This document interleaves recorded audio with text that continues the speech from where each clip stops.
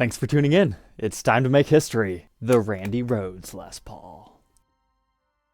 Welcome back, troglodytes, to your daily dose of guitar information, the Trogly's Guitar Show. This isn't Randy's actual guitar, this is the reissue that Gibson did up in 2010. Perhaps the most iconic white Les Paul of all time.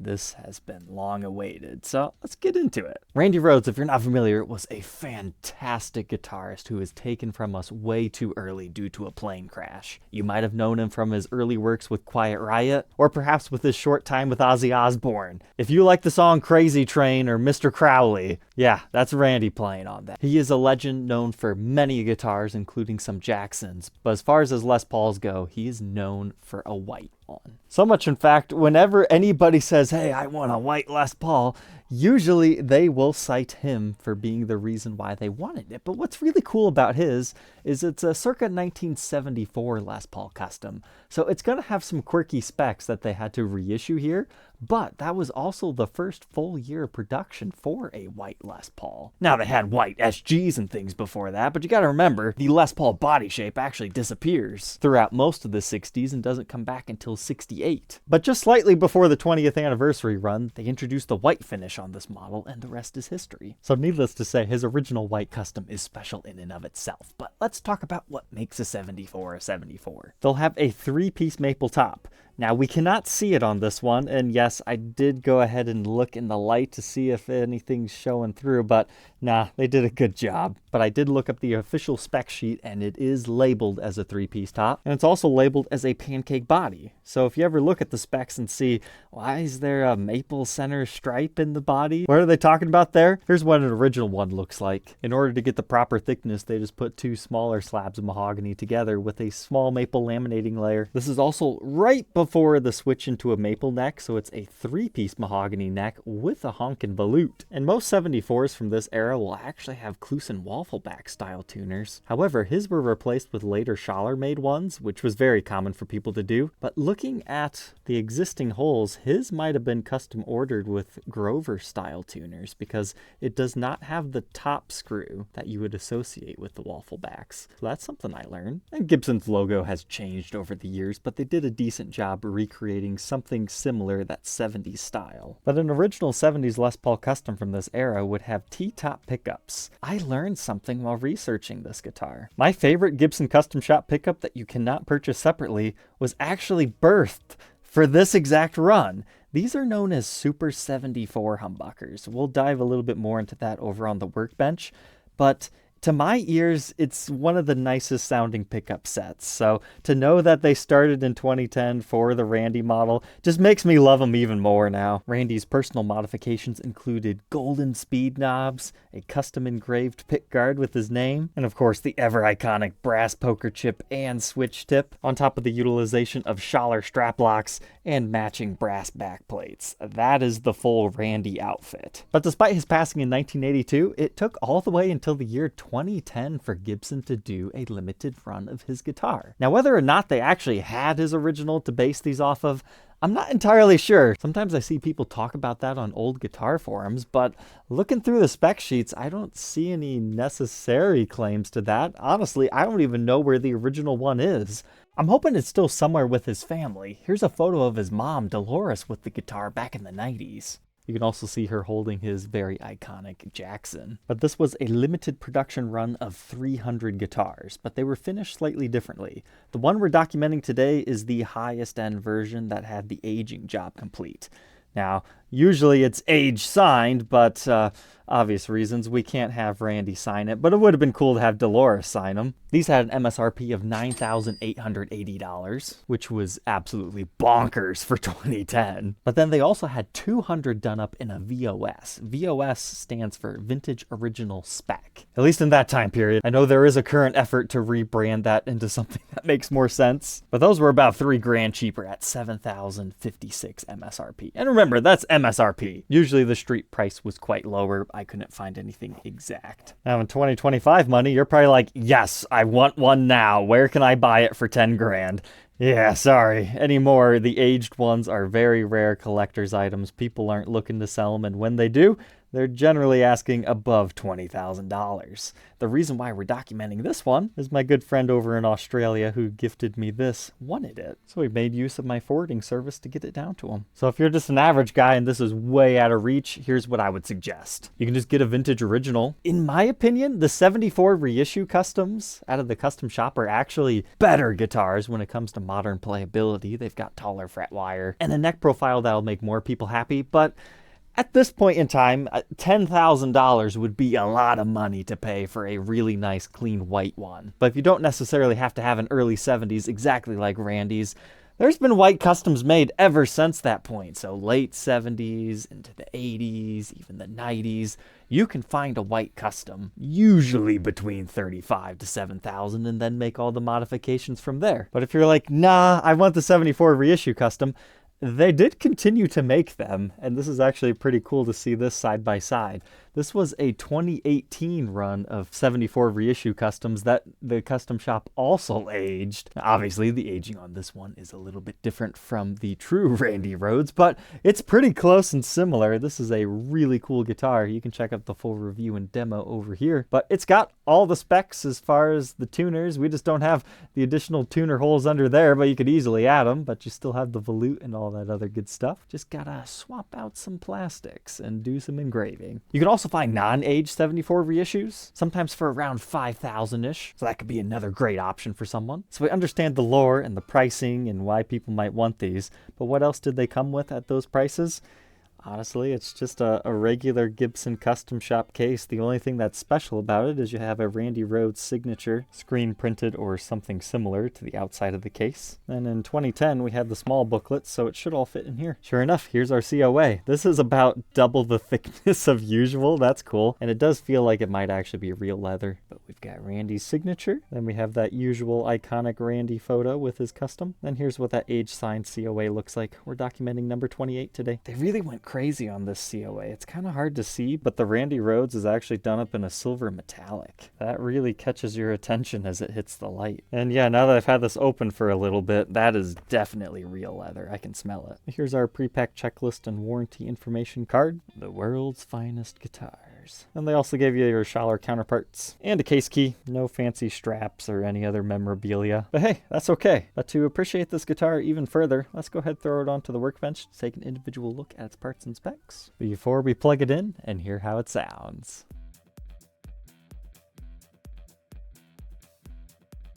Inside the custom shop Randy Rhoads Les Paul, let's see how and what they did. So our neck pickup. They have some nice matted overness to it. Most of the gold is worn off, but you can still see it slightly there. The thing that stands out to me though is these are really ridiculously tall and thick pickup rings, especially for the neck position.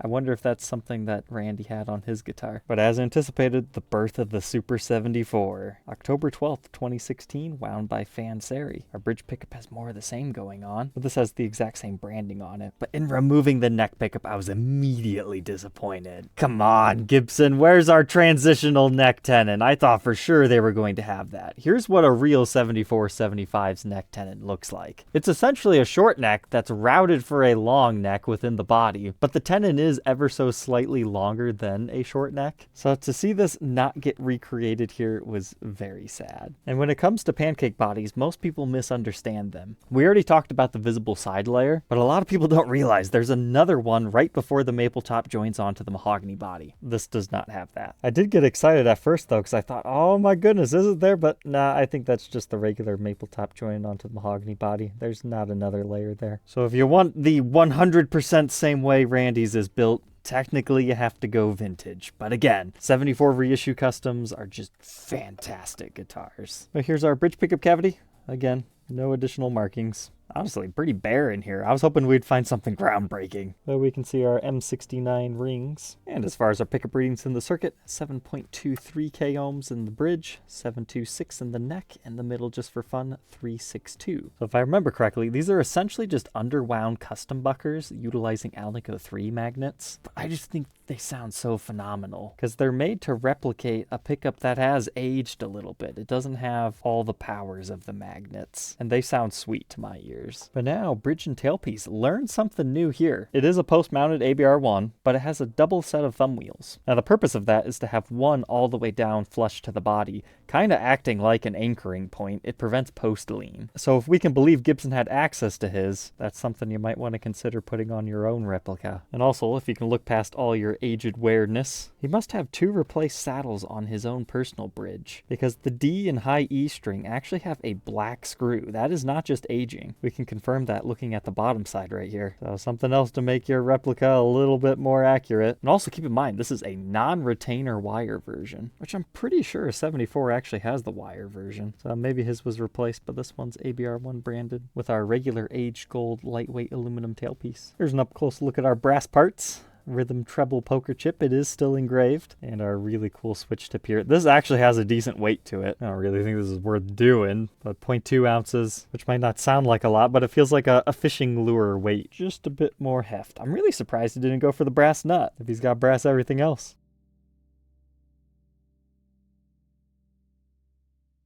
But we'll take a second to appreciate the finish checking. Now, as far as aging jobs go, again, they were trying to recreate a specific guitar, so I can't really comment on, is this the way finish checking normally looks, etc. We've got our major ding right here with the other small ones. You've got a lot of wear to the edge of the binding, especially in our arm resting area. That's the one thing that stood out to me the most. So if you're wondering why it looks so much more blindingly white right here, you have to remember, this is still a white guitar. The binding is still white. It's just the clear coat over top of it that ages. So if you were to wear through that, like we're seeing here, you see the original crispness. And I would say they did a very nice job on making these a nice dark buttercream finish. It's a lot different than my other aged one that I have in my shop right now. But here's our knobs, just the regular speed knob with our thumb bleeders, which are Eric correct. 2 volumes, 2 tones, no fanciness here. But now let's check out the pick guard. They scuff it up a little bit for you. But if you're trying to get this made, take it to a local trophy shop. If they're worth their money, they should be able to do that for you on any pick guard, because what they've done is they just engraved through the black layer to reveal the first white layer. So that's why it looks so cool. But it is a 5-ply pick guard with an aged bracket. And oh, here's one more thing that you might not have noticed about these before. The bracket utilizes the regular era correct screw. However, this top one, Randy must have lost it at one point in time, because that is a black screw, the same style that you'll see on a pickup ring. So that contributes to its iconic look. I never noticed that before. This edge of the guitar is also really beat up. Oh my goodness. This is pretty rough looking, but it must have been on his original guitar. That's a pretty sharp ledge, but it doesn't feel brittle, even though it looks brittle. So at least we've got that going for it. You can play this thing and not be scared. But I was really hoping somewhere along here we might be able to see the actual pancake body, because this layer you can't actually see within your pickup cavities. So I did not see anywhere that is visible, nor did I see the seam line showing. So short of stripping the finish off to see if Gibson was lying or not, there's no way to really know. Well, you know what? Now that I said that, let's remove the strap button. There we go. Now I don't have to refinish David's guitar. We can very visibly see that pancake layer there since the finish is missing. And if they did that one, I'll just take their word on the 3-piece top.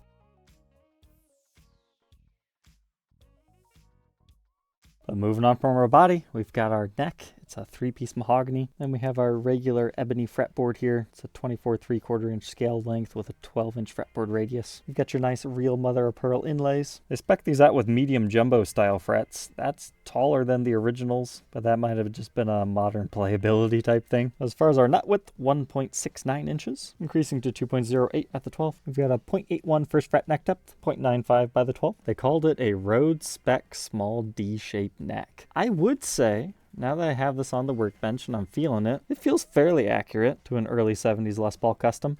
They start off a little bit thinner feeling and small, but then as you get up here, they chunk up. And they did a really cool job of, wearing through the finish, seeing the white base coat, even some of the mahogany over here. And originals in this era would have tortoiseshell colored side markers. I did see the spec sheet say this has it. However, shining the light over them, these must be just really dark, because I don't actually see them reflecting the red at all if they did that. Here's a look at that neck profile at the 1st fret and the 12th fret. It looks wide and rounded, but don't be fooled. It does feel quite slim at the beginning before chunking up.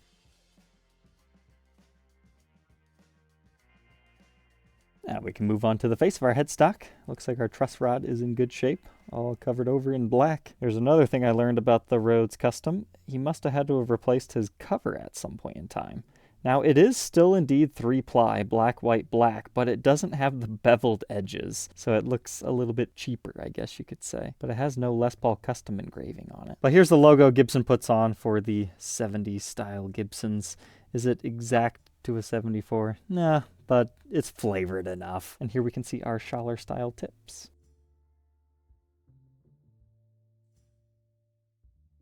But now we can move on to the backside. We get the continuation of all that finish checking. The main addition here is our large area of buckle rash, where it's worn through the finish. Now, they always do their best job trying to recreate areas like these, but it always looks so strange to me because how this happens is somebody's belt buckle is rubbing on the guitar and it removes the finish, but it also damages the wood. But where a lot of relic guitars go wrong is they just reveal the wood rather than also scratching that all up. So it just looks strange to me. To be fair, there are some impressions over here, but that might have been unintentional. But you got some cool mahogany wood grain and some more exposed areas down here, and what looks like 3 characteristic large ding marks. And we've got our thin binding in the cutaway with some more finish checking over here. Now I could be wrong, but this really does not look like the razor blade technique. But the back plate, removing it. I'm fairly familiar with how much things weigh because I take a lot of guitars apart, but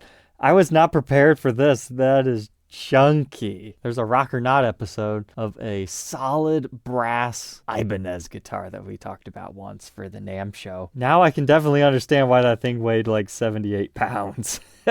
If just a small back plate is this much heavier than usual. If you're curious, it weighs about 7 ounces. The toggle switch cover isn't quite as heavy because it's not very big, but it is a little chunkier than usual. A little under 2 ounces. But even if I hadn't thought of the strap button, I'm actually pleased to announce you can see your pancake layer right here. This is what I was talking about, hoping to be able to see within our pickup cavity. It just kind of looks like a glue layer, but it's not. It is actually a maple slice. So had they did that top one, you would see it right here. And we do not. So that confirms only the one stack of pancakes. And as far as the wiring, cheapy ceramic disc capacitors with unmarked pots on the top. And we've got our metal output jack plate with once again the Schaller strap locks in our usual locations. We've got some chips to the yellowed clear coat right here. And then again the neck, as we were talking. They really did a number wearing that thing down. But what I forgot to mention earlier is the fretboard on this feels so smooth. Like a lot smoother than usual, so I think they did some fine sanding to replicate a well played in fretboard. You can see some finished chipping by the nut, intentionally put there, of course. You know, he definitely had it on a stand at some point. It's got some missing there too, but lots of wear. Before we get to the back of the headstock to see our Gibson branded Schaller tuners. A throwback to the 70s, although I question whether his is actually Gibson branded. Again, I haven't seen it, but usually, unless he swapped out the tips, the Gibson branded ones would be Keystone in style, rather than what Schaller typically uses. But again, we can see the holes left over from Grover tuners at one point, and this one is Randy Rhoads aged number 28, with plenty of wear at the top too. But now all said and done, how much does this weigh? 10 pounds, 1.9 ounces. It really does not feel anywhere near that heavy though, and a lot of that weight comes from the additional brass parts. But let's go ahead, plug it in, and hear how the official reissue sounds.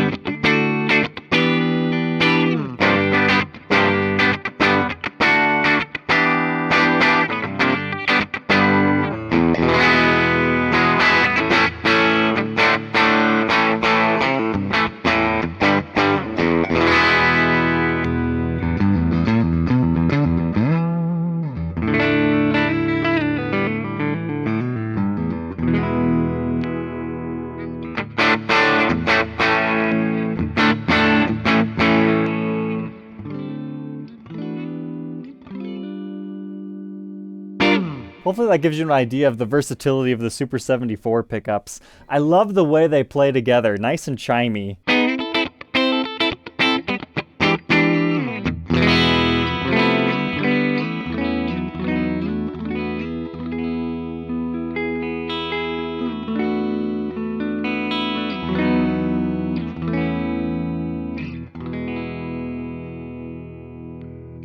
The neck pickup is nice and full. That's what people refer to as slightly woody tone.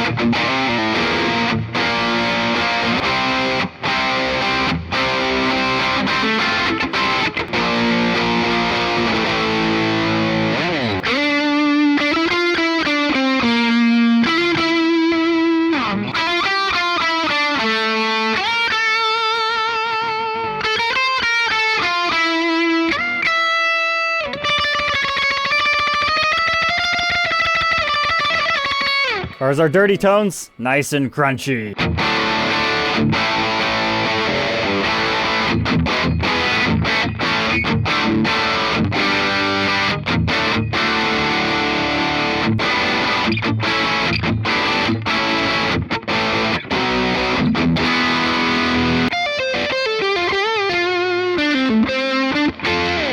The middle's even pretty good.